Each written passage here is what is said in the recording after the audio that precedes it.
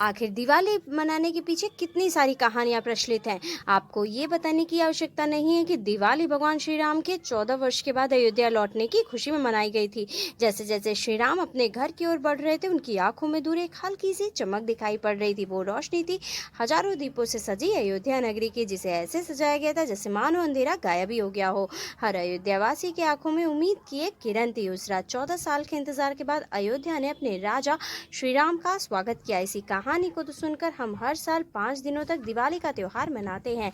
लेकिन हमारे देश के अलग अलग हिस्सों में दिवाली को मनाने के लिए कई अलग अलग मान्यताएं और भी प्रचलित हैं। उन मान्यताओं के पीछे कई सारे लॉजिकल रीजंस भी है। हेलो एवरीवन, मैं आकृति अग्रवाल आज आपके सामने एक नया वीडियो लेके उपस्थित। अपने आज के वीडियो में हम बात करेंगे हमारे देश के अलग अलग क्षेत्रों में मनाए जाने वाले दिवाली के पीछे के कारणों के बारे में। तो चलिए बिना देर किए वीडियो को शुरू करते हैं और जानते हैं इस बारे में डिटेल में। सबसे पहले अगर दिवाली की बात करें तो दिवाली वर्ड शॉर्ट फॉर्म है संस्कृत के शब्द दीपावली का, जो बनता है दो शब्दों दीप यानी कि दिया और आवली यानी कि एक लाइन या फिर सीरीज।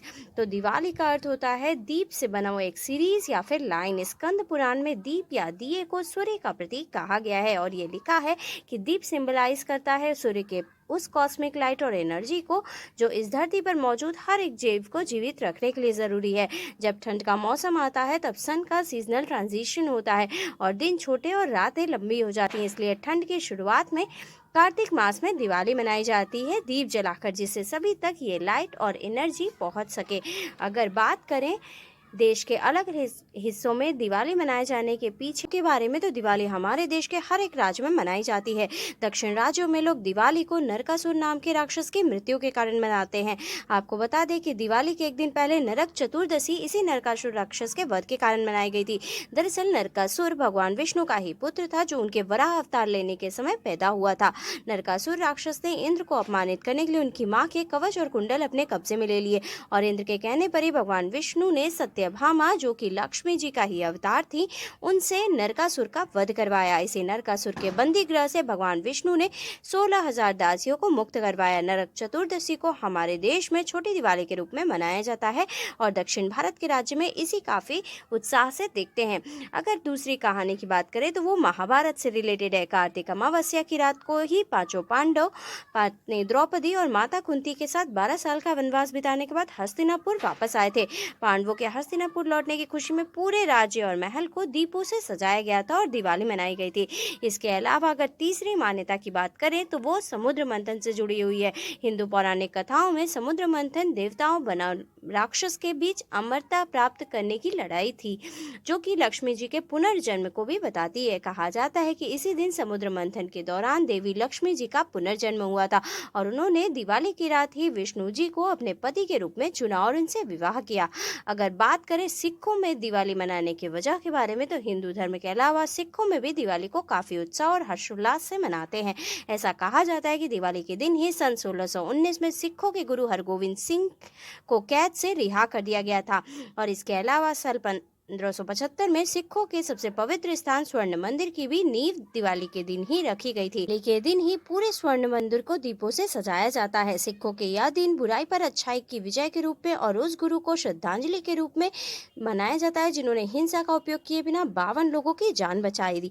इसके बाद अगर बात करें पांचवी मान्यता की, वो बंगाल से जुड़ी हुई है। जब पूरा देश दिवाली मनाता है तो बंगाल के लोग काली पूजा मनाते हैं। देवी काली 10 महाविद्या में से एक है। काली नाम संस्कृत का शब्द काल से आया है, जिसका अर्थ है समय। काली पूजा कार्तिक माह की अमावस्या पर भी मनाया जाता है। दिवाली का लक्ष्मी पूजा का दिन और काली पूजा का दिन एक ही होता है और बंगाल में मनाए जाने वाले प्रमुख त्योहारों में से एक है।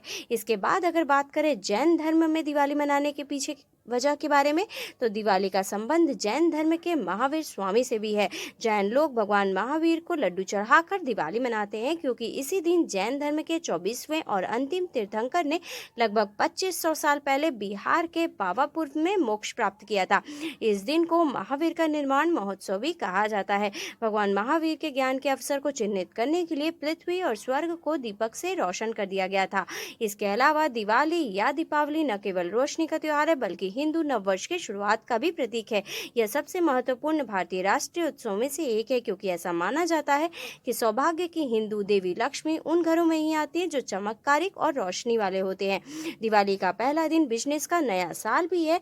सभी कंपनियां अपने कर्ज चुकाती हैं और नए साल में वाहनों के अच्छे से चलने का आशीर्वाद देने के लिए उन्हें फूलों से चढ़ाकर उनकी पूजा अर्चना करती हैं।